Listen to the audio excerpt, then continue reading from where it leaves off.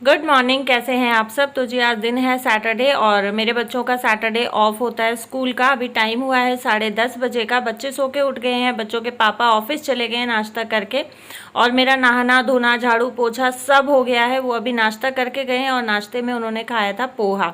असल में मैं आलू मटर की सब्ज़ी की तैयारी करे बैठी थी, लेकिन उनको अचानक से ये हुआ कि नहीं, मुझे रोटी नहीं खानी, मुझे पोहा खाना है, क्योंकि उनका फिर से कॉल आ गया था और आज अगेन उनका लंच जो है वो बाहर ही होने वाला है।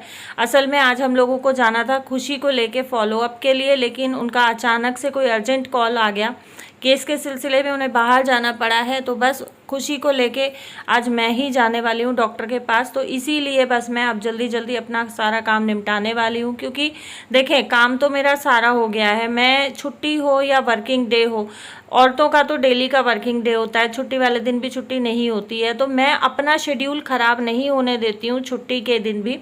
मेरा ये नहीं होता है कि सैटरडे संडे अगर बच्चों का ऑफ है तो मैं लेट उठ रही हूँ, नहीं, मेरा उठने का और सोने का सेम रूटीन होता है जो मेरा बच्चों के स्कूल के वर्किंग डे के टाइम पे होता है। तो जी हाँ, नाश्ते के बर्तन थे, 2-4 रात के बर्तन बचे हुए थे, क्योंकि खुशी के पापा लेट आए थे, उन्होंने खाना वाना खाया तो लेट वो बर्तन हो गए थे, तो मैंने नहीं मांजे। और यहाँ मैंने बर्तन साफ़ करने लगने से पहले सब्जी छौंक दी थी। आलू मटर की सब्जी बनाई है, बस यहाँ पे मैं वही चेक कर रही हूँ, मटर थोड़ी सी कच्ची रह गई है, तो इसको मैं दोबारा से गैस पे रखने वाली हूँ। मैंने थोड़े से आलू मैश कर दिए हैं, इसमें चना मसाला डाल दिया है, और आलू मटर की सब्ज़ी में ना चना मसाला का फ्लेवर बहुत अच्छा जाता है। मैं कोई भी दूसरा गरम मसाला या किचन किंग मसाला मैं यूज़ नहीं करती हूँ।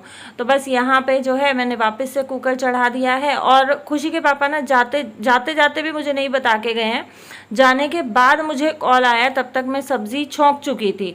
तो अब क्या करें, फिर ठीक है सब्ज़ी छौंक चुकी हूँ। तो मेरा ये था कि अभी जा रहे हैं, मम्मी का भी कॉल आ रहा था कि तीज आ रही है, अपना सूट पसंद कर लो, सूट पसंद कर दो। और मेरा ना यही होता है कि देखो कोई भी त्यौहार होता है ना, चाहे भाभी मेरे लिए सूट लेके आती है, मम्मी लेके आती है, मम्मी हालांकि मार्केट नहीं जाती क्योंकि अब मम्मी के बस की रहा नहीं है, तो अन्नू ही मेरे सूट लेके आती है। तो हर बार यही होता है कि जो मेरी पसंद का सूट होता है वो दुकान पे जाके मुझे वीडियो कॉल करती है और वही सूट तीज त्यौहार पे सीधे कोतली में देते हैं।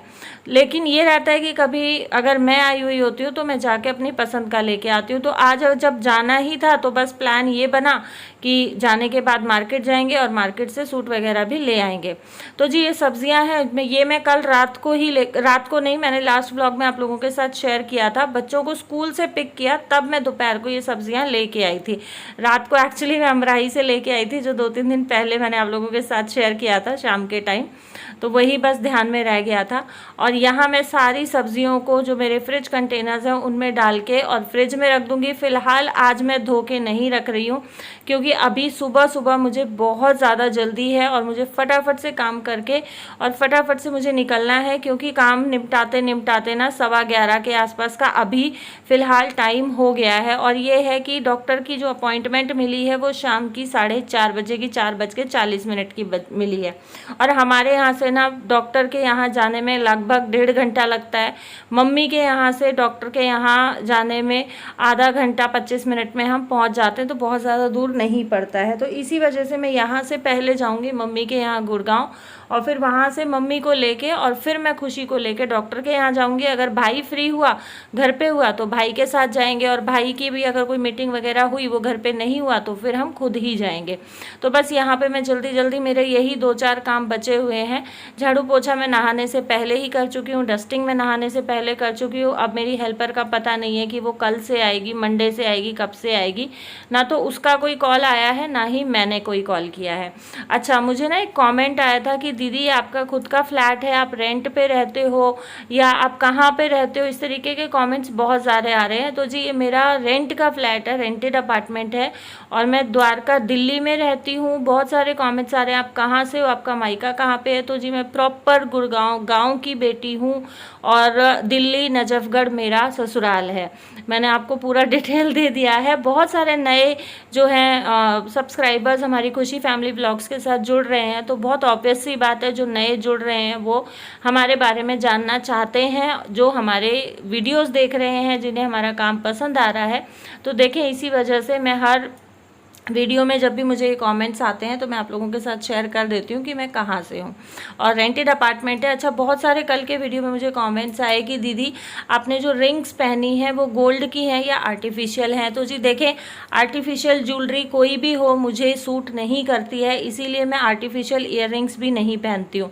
अगर बाई चांस ऐसा है कि कोई शादी है, फंक्शन है, तो मेरा मोस्टली यही रहता है कि जो मैंने गोल्ड का पहना हुआ है मैं वही पहन के जाती हूँ।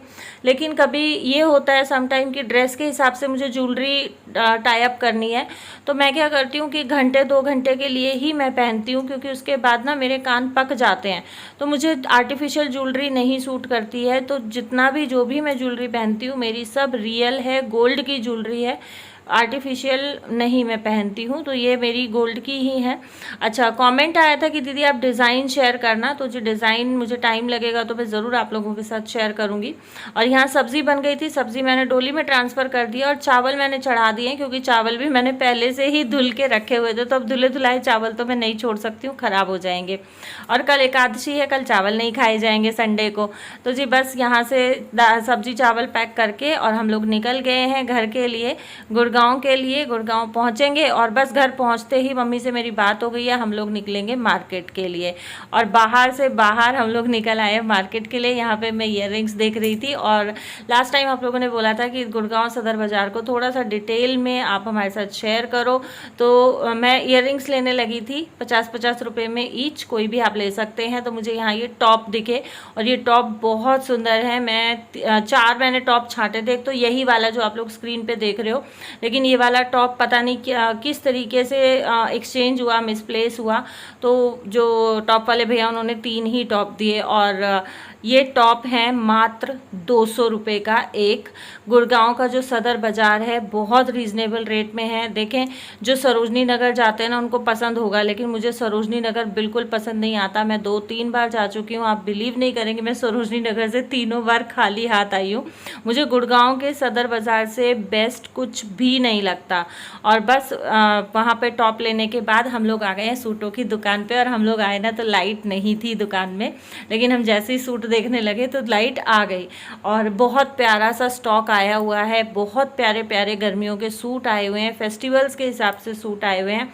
जो लोग गुड़गांव में हैं और अगर अच्छे सूटों के, रीज़नेबल सूटों के लिए कोई शॉप फाइंड आउट कर रहे हैं, तो ये आनंद एम्पोरियम के नाम से दुकान है सूटों की।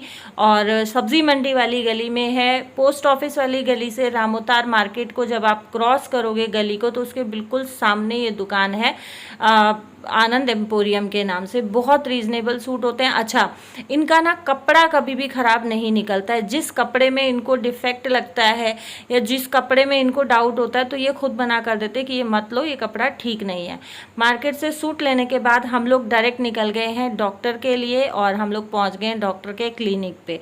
और हमारा जो अपॉइंटमेंट था 4:40 का था और हम 4:35 पे एग्जैक्ट डॉक्टर के क्लिनिक पे पहुँच गए हैं। और ये डॉक्टर के क्लिनिक में ना बस एक ही दिक्कत है कि ये नीचे बेसमेंट में है।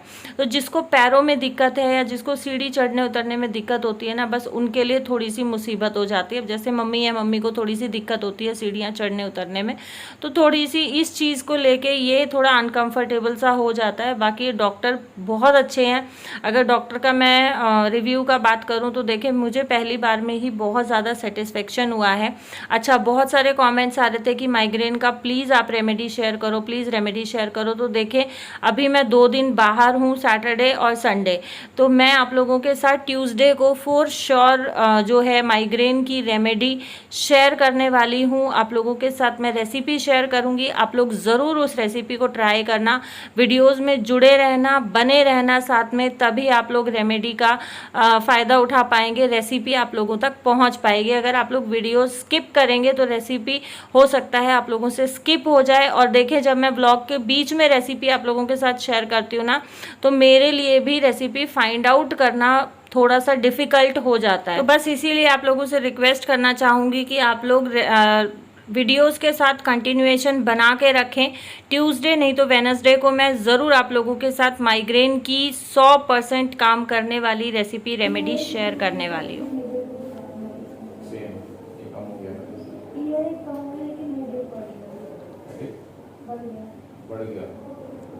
और जिसको कान में आवाज़ें आ रही थी ना, वो भी अब नहीं आ रही है। जो